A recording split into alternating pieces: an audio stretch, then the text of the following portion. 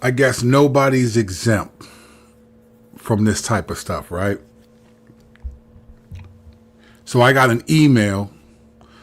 Well, you know how you scroll through your emails, and the way my phone is set up, you can see the subject line and sometimes the first couple of words. Like if I look at my email, I can see the first 2 to 3 sentences in the thing. So I'm scrolling through, and I see this thing that says it says at the top, you're probably wondering how you're emailing yourself right now. And then the next line says, after that, like right underneath, you see the subject, and it says, it repeats it. You're probably wondering how you're emailing yourself right now. Well, I have taken control of your computer. That was all I saw. So I was like, what? So now I get a lot of these. I don't know where you live, right? In the D.C. area, I'm in the DMV, the D.C., Maryland, and Virginia. We call it the DMV. I get a lot of these text messages, and the FBI warns, like, hey, as a matter of fact, I just saw this yesterday. The FBI warned in my area, like I said, D.C. residents. It said there's this text messages going out, whatever. Be careful even when you open these. So I was like, but this was an email. So I was like, man, do I even want to open this? What is this? What is this saying? So I open this email because I'm obviously like, what is this talking about? And then I read it in full. It's a paragraph long, and it basically says, the email says, you're probably wondering why you're emailing yourself. So I look at who the email's from to see, am I emailing myself? And it said, I've taken control of your computer, your phone, and such and such. And this email said that I have downloaded, I'm watching what you've watched, I've downloaded a lot of your data on the phone. I forgot what kind of file this person said they had put all this stuff in. So I've downloaded this stuff, and they basically said, if you don't send me, the person, me, $10,000 in Bitcoin or whatever, that they were going to send to all of my contacts, all of my viewing habits, and basically said that it would send all of my all the corn that it said I'd watched, it was going to send to all of my contacts if I did not respond within a few hours after getting receipt of the email. And the person made it clear that they would know when I opened the email and read the email because they have taken control of my stuff. So I was like, what? And so I texted a friend, a former pastor, and he was like, bro, like, man. And he was talking about, he's known of a lot of guys who have gotten similar emails, and they were terrified. And he knew guys, I mean, these are pastors that he knew. He said that they paid the money because they didn't want to be exposed. And so as he's telling me this, I'm listening like, wow. So he says, bro, what are you going to do? And I thought about it for a few seconds, and then I said, nothing. Because by the grace of God, I don't watch corn. This person, whatever they have of me, they didn't get it from my phone or my computer. So I said, so this has got to be made up. I'm interested to see myself, what they have, what they're going to show. I want to see for myself. And so he said, really, bro? I said, yeah, I don't watch, by the grace of God, I don't watch that stuff. Like, I'm curious as to what they going to show, right? This is what I'm thinking. So I said, I ain't doing nothing. So I said, I'm trying to debate if I should even respond to this email because it's blackmail, right? This is a blackmail email. But the problem is, if you're going to blackmail somebody, you got to have some black on them. Now, obviously, I'm black. So I'm sitting here like, so I didn't even respond because I was like, I don't even know if there's like malware or whatever this is, that if you respond somehow they get in. These people are getting crazy today. So the first thing I thought was what Paul said in Romans 1 when he said this. He was listing off a bunch of sins that people do, and he said that people are slanderers, haters of God, insolent, haughty, boastful, inventors of evil, disobedient to parents. I started thinking about all these things. So I didn't say anything, and I just said, all right, let's wait. I was waiting to see if like all my contacts were going to get some video, right? Because I was trying to think, what is this going to do? And then I was encouraged by this thought. I thought about what my buddy said about pastors who've gotten, that he knows of, that have gotten similar emails. And he didn't, and they paid it. And I just thought to myself, wow, like what if I had watched a bunch of stuff and I was really worried about it being out? Like this was a scam.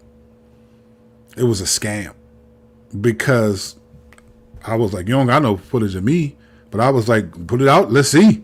Cause I was like, this has to be like I'm trying to figure out what's he going to put, like, were you going to show like some put together video of some AI of some, whatever it was. I was like, I want to see. And then I'll just tell my contacts, hey, look, that's not true. I apologize if you got that. So nothing happened as a result of it. But it made me think about just this verse about the inventors of evil. So I thought on one side, wow, people are just coming up. Like how many people have gotten paid by coming up with these emails, right? Sending them to people. And shouts to Apple real quick. I'm an iPhone user. Shouts to Apple because when I actually went and checked the thing, it wasn't me emailing myself. So this person did not have control of my phone.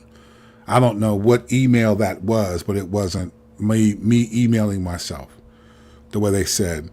But I didn't realize that till afterwards. I didn't pay attention. I was looking at the email like, man, this is crazy. So shouts to Apple. But I started thinking about, man, just how technology, like evil is so, it adapts to the culture, right? The technology. And I just thought, man, people are just scamming people left and right. Left and right. But then, so I thought about that. I thought about the people, the pastors that have paid this and all this stuff, and they probably just got scammed. But then I thought this. Wow, Lord. If I had been doing that stuff, like I may have panicked and sent money that I need just to avoid being exposed.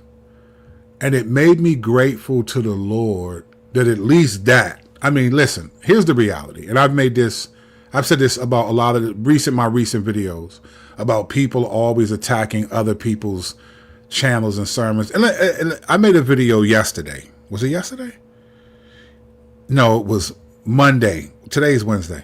It was Monday night about calling out Philip Anthony Mitchell and all this stuff in his sermons. And I said, I don't know if these people are pastors, but I do want to say this real quick. I meant to say this that night.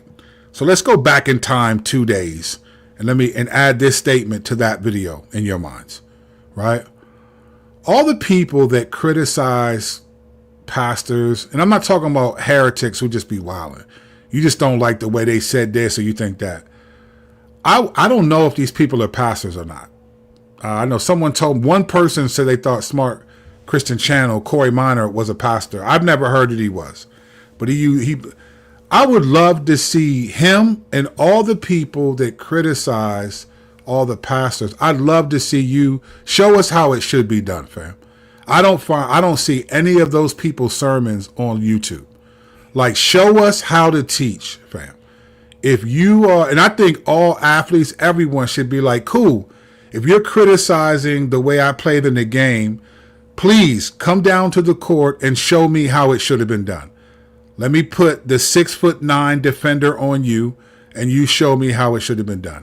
We live in such an era of arrogance that people just think their opinion and whatever they think is so strong. It's like, bro, don't tell everybody what people are doing wrong. Show us 5 sermons on YouTube, or you preach the passage that you're critiquing and show us how. Show us. Like, don't walk us through. Get up there and show us you standing in front of however many people teaching the Bible. Give us 5 sermons and let us see how it should be done, right? I just think people just be wilding. Now, back to the regular scheduled broadcast. I was glad that I started thinking about all the pastors that have gotten emails that said, I'm watching you, I take control of your stuff, and I'm going to send all your corn habits, right? All of that stuff I'm going to send to all your contacts. And people, like my buddy said, people are panicked. And I was like, wow, these are inventors of evil, like it says right here on the screen. But then I had this thought, like, but you know, even if you invent evil techniques, they can't be used unless you're doing evil, right? So there's inventors of evil, but then we're also submitted to doing evil things. And I was very grateful to the Lord, because we all have flaws. If any one of our sins, if the Lord feels like it, he could expose us in some way, shape, or form. And you catch anyone in the wrong moment, whether you're just in a bad mood, you say something harsh to your family or whatever, or you're in a weak moment and you give in to lust. All of us not only are guilty of sin, but we're guilty of willful disobedience. I would say the vast majority of sins that Christians commit, pastors included, yours truly included, are sins of commission, not sins of omission, not things that we didn't realize, sins that we willfully chose. You know, I'm not forgiving this person. I'm giving in to lust. I'm giving in to, you know, I'm going to spend money I don't have. I'm going to overeat. I'm going to whatever it is. Like, we're all guilty of these things. And so as I thought about, I was grateful to the Lord that this blackmail email that I received, it was not true of me. So I wasn't even shaken. I was like, when I read it, I was like, wow, this is crazy. And I was grateful that I don't have anything that someone could legitimately send to all my contacts and be like, look at what your pastor, look at what this guy's doing. Let's expose Kirk Kennedy, Pastor Kennedy. I don't have that, by the grace of God. But then I also thought, like, wow, Lord, this person is a scammer, but you're not, though. You see all of the joints that we do. And when you show us, there's no scam. When you give us that footage, it's legitimate. And then it just made me realize, you know, in 1 Peter 4, right, it says that, I'm going to pull this up real quick. I want you to see what he says here. I've always thought this verse was kind of wild, but then, and I've used this before, so this might not be new, right? But it's 1 Peter 4, verse 18, right? And he says this. I'm going to put this on the screen, and let me read it a little bit. So he's basically trying to encourage the believers, and he says that, but let none of you suffer as a murderer or a thief or an idolater or evildoer or meddler. Yet if anyone suffers as a Christian, let him not be ashamed, right? But let him glorify God in that name. And then he said, for it is time for judgment to begin at the household of God. This is what he says. It's time for judgment to begin at the household of God, right? And he says this, and if the righteous is scarcely saved, what will become of the ungodly and the sinner? And I always thought, man, the righteous is scarcely saved. And it just really hit me, not like for the first time, but just was sort of a reverberation of reality. It's like, wow, we really, when we stand before God, we really have no hope except the mercy of God. There is no person that is going to appeal to any righteousness that will outweigh unrighteousness that we've done.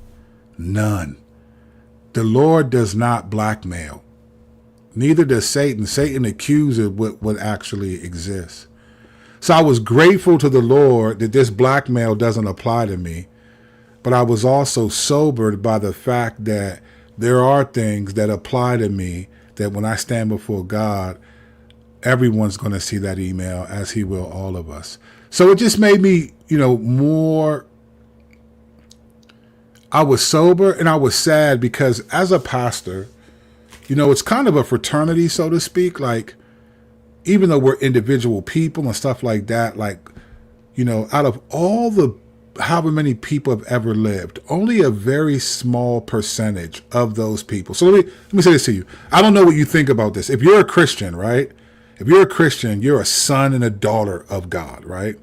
Do you know in all of creation and all the bazillions of people that ever lived, only a small fraction of those people get the designation son of God, daughter, right? Child of God. Oh, I mean, think about our world. Think about how small genuine Christians probably are in the world, right? A small fraction of those people of all creation will be called sons of God, children of God. Within that small section of people, right, will be a group of people that will be called pastor, elder, shepherd. An even smaller group, right? Smaller group will have that designation and that responsibility. And that's often how I think about what I do and why it says I'm going to give an account to God. I'm going to be judged more stricter. If you're a believer and you have the designation of God as son of God or daughter, when I say son, daughter, it's same, it's synonymous. That is a designation that the vast majority of all of the beings that God created do not have. It is a very precious designation to God, very precious designation.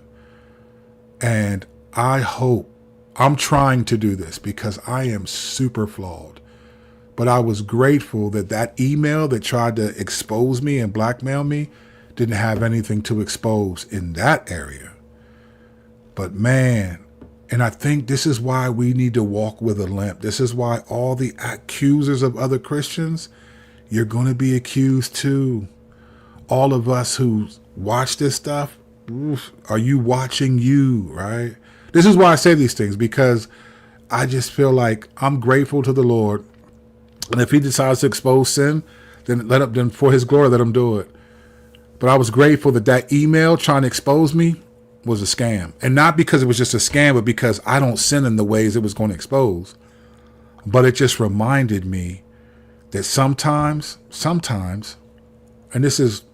sometimes all of us, but I was thinking about myself, but this extends to you, we're all willfully scamming God. All of us. So let's learn to really appreciate the grace of God. Because if the righteous is scarcely saved, when you're considered a Christian to God, you are now righteous because you have received the inherited righteousness of Jesus Christ. And he says we're scarcely saved. I think more of us would do better if we realize we're scarcely saved. We would be less sinful and judgmental towards other people. May you never get an email threatening to expose you and it be true. Because here's the other thing that could have happened. Say that was true of me.